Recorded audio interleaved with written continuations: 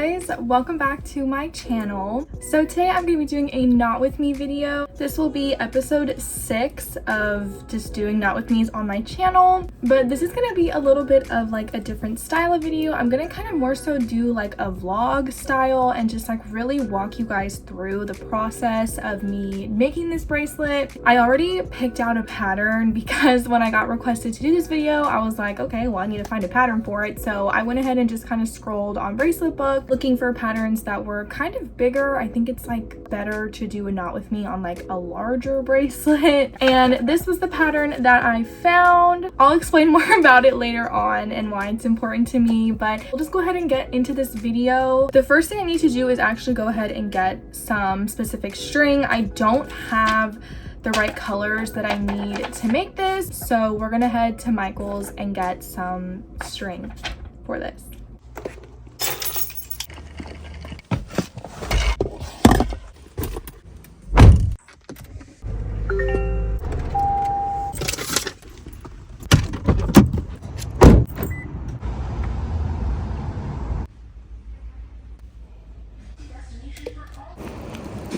Okay, well, these are the colors I ended up getting from Michael's. I'm gonna be making the elephant yellow, and I'll explain why in the voiceover.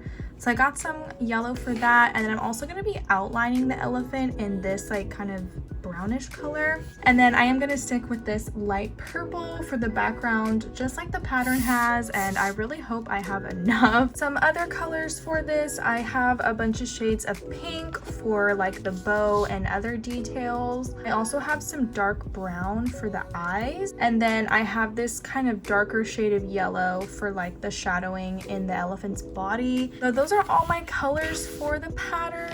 Next, I'm gonna go ahead and cut all of my strings. I also have a wooden dowel here to go ahead and attach all my strings. I think it is 49 bass strings, but if you can see, the pattern touches the edges, and I don't really like when patterns do that, so I'm going to be adding an extra row on either side.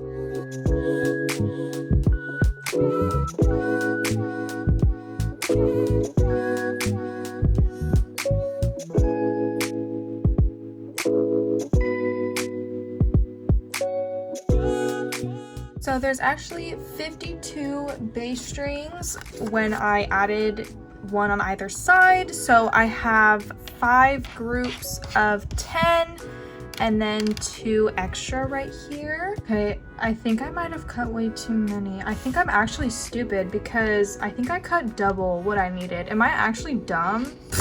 Because you take 1 string and you fold it in half to get 2. So I have 50. Oh my god, I actually cut double. Dude, are you serious? I can still use this string. It'll just be really annoying because it's kind of short, but it's fine. Anyways, I'm gonna go ahead and secure my wooden dowel, and I'm gonna go ahead and attach all of these strings using lark's head knots. These knots are really simple to do. Just feed it underneath like this, where the loop's at the bottom and your raw edges are at the top. And then you just loop the raw edges through the loop, and then you just pull it just like that. And I'm gonna go ahead and do that for all my bass strings.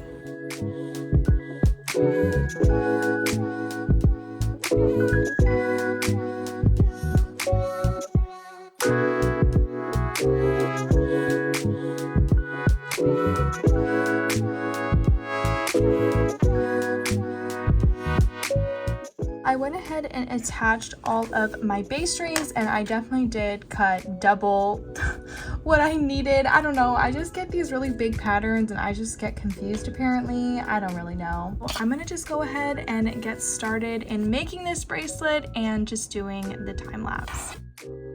Okay, you guys, as we are making this bracelet, we are now in the voiceover portion for this video. And I'm sure you're all wondering why I chose to do this pattern and why I'm choosing to make the elephant yellow of all colors. This pattern is actually based off of a stuffed animal that I have in real life that's very important to me. So the story begins when I was in 1st grade. I was probably like 7 years old, and I just remember waking up one morning and I I literally could not walk. My memories are kind of fuzzy because this was so long ago, but I do remember a couple of things about this day. The first one being waking up, and I don't really know what was going through my mind, but I somehow realized I couldn't walk. And the next thing I know, I am literally army crawling to the bathroom and hoisting myself up on the toilet to go pee. I'm like a really dramatic person, so I don't know why I wasn't freaking out at this point, but I was like very calm, I remember, while I was doing this. And the next thing I remember is me on the couch and my dad like towering over me, and he's like screaming in my face,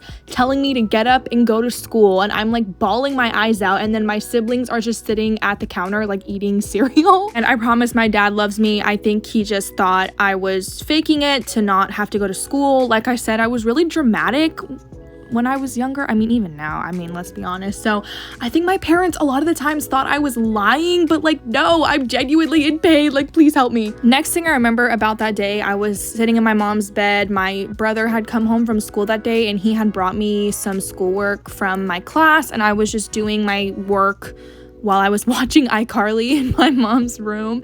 And my mom just came home and she walked in the room. She didn't say anything to me. She just like picked me up and put me in the car and then drove me to the hospital. I don't have like a ton of memories from being in the hospital. I do know I shared a room with this other girl, and I think she was younger. I think she was already a teenager, but she was maybe younger, and she suffered from seizures. So just disregard this section of the time lapse. I filmed it sideways by accident.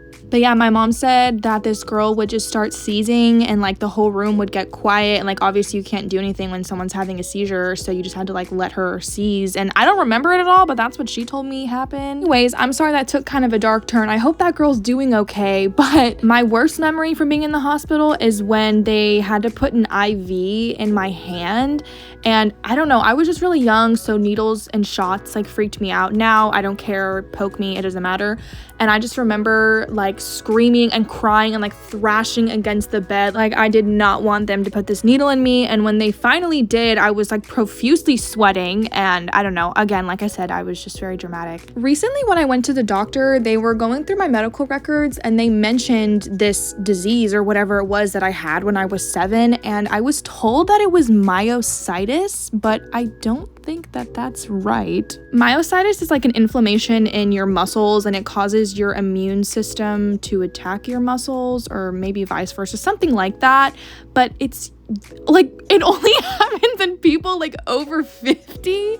So I was 7. Like, I don't think that that's right. I don't know what it was, to be honest, that was causing me to not be able to like walk and like stand on my legs. I don't know. It must have been some sort of virus, because the IV's purpose was just fluid and like it was just flushing it out of my system. So that's what I think, but I don't really know. I'm not a doctor. But back to the story. So while I was in the hospital, this nurse brought in like a present for me, and it was actually from my cousins. It was this little yellow elephant beanie baby, and she was tied to this giant balloon. It was blue and it had yellow smiley faces all over it, and when you hit it, it would sing "Don't worry, be happy." Okay, this is her right here, the cutest little yellow elephant, and yes, she is a beanie baby. You guys, my 7-year-old self instantly fell in love with this stuffed animal, and she became like my #1 stuffed animal, my emotional support stuffed animal. I named her Ellie, but I spelled it E-L-L-E, which is pronounced L, but don't tell my 7-year-old self that her name is Ellie. And I carried around Ellie for years and years and years after that. I don't really know when I stopped like sleeping with her or having her around all the time. I think I was probably in like 6th or 7th grade. But recently, this past Christmas, I told my boyfriend obviously about my childhood stuffed animal, and he actually found Ellie on eBay and he bought me Ellie again. So I actually have 2. I don't know where the OG Ellie is at, probably somewhere in storage, but I have a second Ellie now, and I cannot tell you guys how much that gift meant to me. I literally started like uncontrollably sobbing when I opened the present, and it was just Ellie. Like, I hadn't seen her in so long. And you guys, this stuffed animal just meant so much to me, and she was just an insanely huge part of my childhood, and just have so many good memories. And oh my god, it was just so thoughtful and amazing. But and yeah, that is the story of Ellie and why received. I decided to make this wall hanging. When I saw this pattern, I was like, oh my god, it's Ellie, like it's perfect. So thank you guys for letting me share that story with you, and I will just go ahead and close out the voiceover here, so just enjoy the last couple seconds in silence.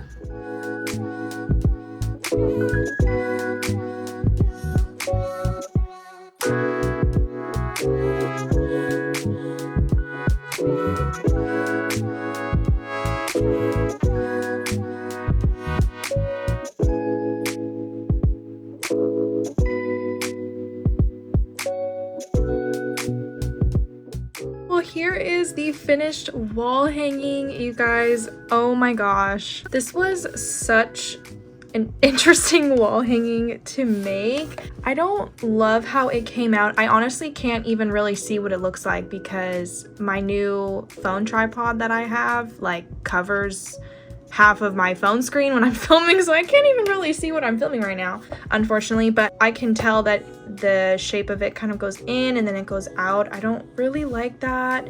Since filming this video, like this is the first video I filmed with my new desk setup and this new tripod and stuff, and I'm just like not used to it yet. I feel like literally when I'm filming, I like can't see what I'm doing. I'm sitting so far back and like my phone is like covering what I'm doing, and then the tripod is like blocking it. I don't even know. So it's just like hard to see what I'm really doing. So I feel like that kind of made it come out not great, and I'm sure on camera it looks just fine. But here's the back. But regardless, I still love how this came out. I think it looks so cute, and I just love the design so much. And maybe one day I'll end up remaking this and maybe doing it like better the second time, but I don't know, we'll see. But that is the finished wall hanging right here.